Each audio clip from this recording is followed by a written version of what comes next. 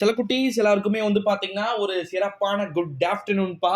11ஆம் வகுப்பு மாணவ செல்வங்களே, அக்கௌண்டன்சி எக்ஸாம் எப்படி இருந்துச்சுப்பா? பப்ளிக் எக்ஸாம் ஆன்சர் கீ தான் வந்து பார்க்க போறோம். ஏ டைப் பி டைப் 2 டைப்புகளுமே வந்து கேட்கப்பட்டு இருக்கும் அப்படின்னு வந்து நினைக்கிறேன். ஸோ எப்படி இருந்துச்சு அப்படின்றத கீழே வந்து மறக்காம கமெண்ட் செக்ஷன்ல வந்து சொல்லிடுங்க. அது மட்டும் இல்லாம இன்னொன்னுப்பா, எவ்வளவு மார்க் எடுப்பீங்க? 25 மார்க் எடுக்கணும். பாஸ் ஆகணும் அப்படின்னா கண்டிப்பா 25 மார்க் எடுக்கணும். எவ்வளவு மார்க் எடுப்பீங்க அப்படின்றதையும் கீழே வந்து கமெண்ட்ல வந்து சொல்லிடுங்க. வாங்க இப்ப வீடியோக்குள்ள போகலாம். அதே கீழேயே வந்து டிஸ்கிரிப்ஷன்ல வந்து டெலிகிராம் குரூப் லிங்க் இருக்குப்பா. ஓகேங்களா? ஸோ மறக்காம டெலிகிராம் குரூப்ல வந்து ஜாயின் பண்ணிக்கோங்க. Answer key A to Z வந்து பாத்தீங்கன்னா அதுல எல்லாமே வந்து இருக்கு அப்படின்னு வந்து சொல்லலாம். அது மட்டும் இல்லாம இன்னொரு மிக முக்கியமான ஒரு தகவல் என்ன அப்படின்னு வந்து பாத்தீங்கன்னா 11ஆம் வகுப்பு மாணவ செல்வங்கள், ஓகேங்களா, 11th ஸ்டாண்டர்ட் கணக்கு பதிவியல் தமிழ் மீடியம் மாணவர்களுக்கு டைம் பத்திருக்காது. மேபி கண்டிப்பா டைம் பத்திருக்காது அப்படின்னு வந்து நினைக்கிறேன். 7 டிடிஎல், 7 2 மார்க், 7 3 மார்க், 21 மார்க் எழுதணும்.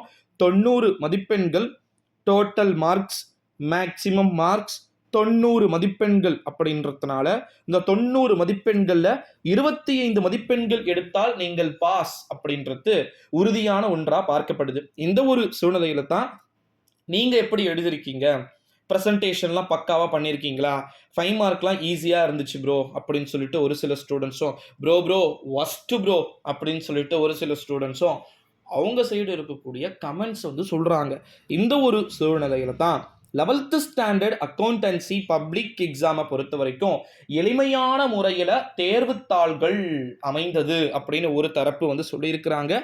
அடுத்த ஒரு மிக முக்கியமான ஒரு விஷயம் என்ன அப்படின்னா, 5 மார்க்லாம் நீங்கள் ஓவராலாக கொஞ்சம் எழுதிருந்தீங்க அப்படின்னா, 1 பேஜுக்கு நீங்கள் 5 மார்க் எழுதிருக்கீங்க, ஒரு 10 to 12 லைன்ஸ் எழுதிருக்கீங்க அப்படின்னா 3 to 5 மார்க்கில் அவங்க கண்டிப்பாக போயினா கீவேர்ட்ஸ் தானேப்பா, எல்லாமே வந்து இன்ஸ் தானே கொடுத்துருக்குறாங்க. ஸோ அதனால் வந்து நீங்கள் பெருசாக வந்து வரி பண்ணிக்க வேண்டிய அவசியம் இருக்காது அப்படின்னு வந்து நான் நினைக்கிறேன். ஸோ அதனால் வந்து எக்ஸாம்ஸ் எப்படி இருந்தாலுமே நீங்கள் எழுதிடலாம். அதில் வந்து உங்களுக்கு பிரச்சனைகளே வந்து இருக்க சான்சஸே வந்து கிடையாது. ஸோ கண்டிப்பாக நம்முடைய சேனலுக்கு நீங்கள் புதிய பார்வையாளர்களாக இருக்கிறதுக்கான சான்சஸ் வந்து இருக்கு. இருந்தீங்கன்னா மறக்காம நம்முடைய சேனலுக்கு ஒரே ஒரு சப்ஸ்கிரைபை மட்டும் வந்து பண்ணிடுங்க.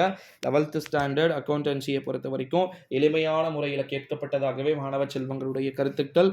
Answer key A type B type 2 டைப்க்கான ஆன்சர் கீயுமே வந்து பார்த்தீங்கன்னா 130 அல்ல 140க்குள்ள டெலிகிராம் குரூப்புக்கு வந்துரும்ப்பா. ஓகேங்களா? ஸோ அதனால் வந்து மறக்காமல் நம்முடைய சேனலோட தொடர்ந்து இணைந்திருங்க. இது போல் அடுத்தடுத்த காணொளிகள் ஏகப்பட்டது வந்து இருக்குது. ஓகேங்களா?